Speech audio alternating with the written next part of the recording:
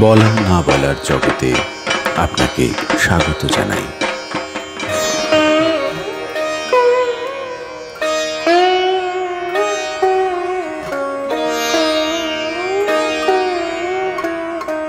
প্রতিদিনের আটপৌর শহর যেন কোন মন্ত্র বলে রূপান্তরিত হয় এক মস্ত শিল্পকলার প্রদর্শনীতে। ইনস্টলেশন আর্ট আর কোনো একটি জায়গাতে সীমাবদ্ধ নয়, গোটা শহর যেন একটাই ক্যানভাস।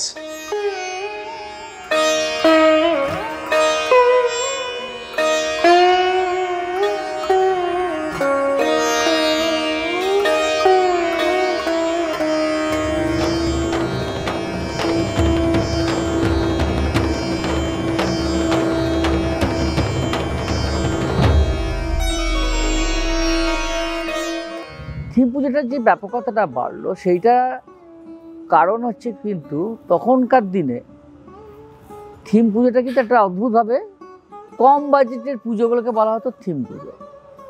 কারণ কি, এখানে দেখা যাচ্ছে বিশেষ করে ছোট ছোট ক্লাবগুলো, পাড়ার কোনো শিল্পী সে বললো আমি একটু মণ্ডপ করব।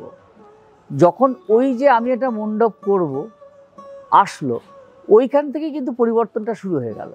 তখন সে মণ্ডপ, প্রতিমা, আলো ইত্যাদি ইত্যাদিগুলো এক সূত্রে বাঁধতে শুরু করলো।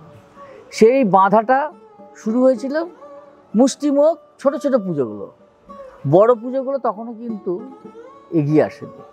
এই বড় পুজোগুলো কখন এগিয়ে আসলো? যখন বিভিন্ন ওই সব পুজোগুলো পুরস্কার পাওয়া শুরু হলো। কলকাতার বড় বড় পুরস্কারগুলো যখন ওই ছোট্ট ছোট্ট ক্লাবগুলো একদম গলির মধ্যে কোনো একটা ক্লাব পাচ্ছে, এইটা দেখে তারা কিন্তু উদ্বুদ্ধ হয়ে বড় পুজোগুলো ক্রমশ থিমের দিকে এগিয়ে আসতে শুরু করলো।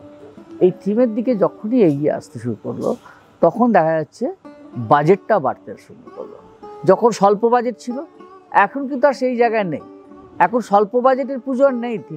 থিম পুজো এখন 2 কোটি, 1.5 কোটি, 1 কোটি 70 লাখ, হ্যাঁ খুব মিনিমাম হচ্ছে 30 লাখ হচ্ছে মিনিমাম পুজো। আরও যেগুলো সেগুলো নগণ্য, সেগুলো 15 লাখ 12 লাখ যেগুলো হয় সেগুলো খুবই ছোট। সেগুলো তো থিম পুজোর যে ইয়েতে আসতে পারে না। যেখানে 1.5 কোটির পুজো, সেখানে একটা 15 লাখের পুজো কখনোই দাঁড়াতে পারে না। তো এখন কিন্তু ওই জায়গায় চলে এসছে। এখন শিল্পীরা কাজ করছে, যারা কাজ করে, বড় বড় মিউজিশিয়ান আমাদের সঙ্গে আছে, বড় বড় আলোক শিল্পী এখন আসছে। তারা যখনই এইটাতে আর্থিকভাবে স্বাচ্ছন্দ্য অনুভব করলো, তখনই কিন্তু তারা এগিয়ে আসতে শুরু করলো।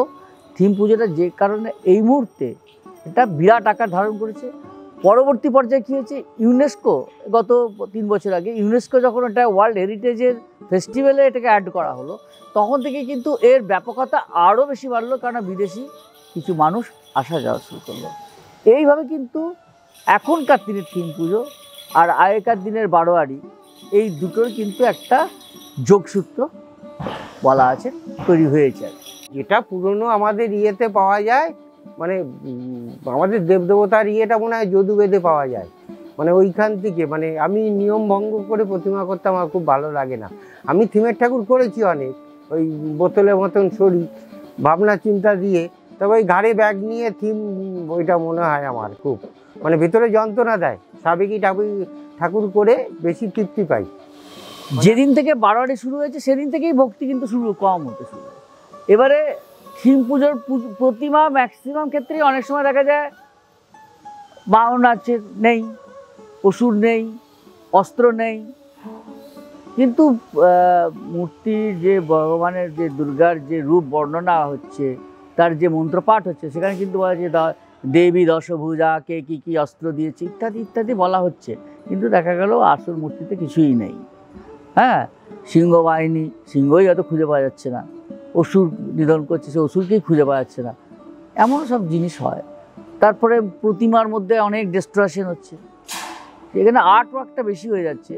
মূল ভাবনা, মূল যে মানে স্পিরিচুয়াল যে কনসেপ্ট, সেখান থেকে কিন্তু ক্রমশ আমরা সরে সরে সরে সরে আসছি।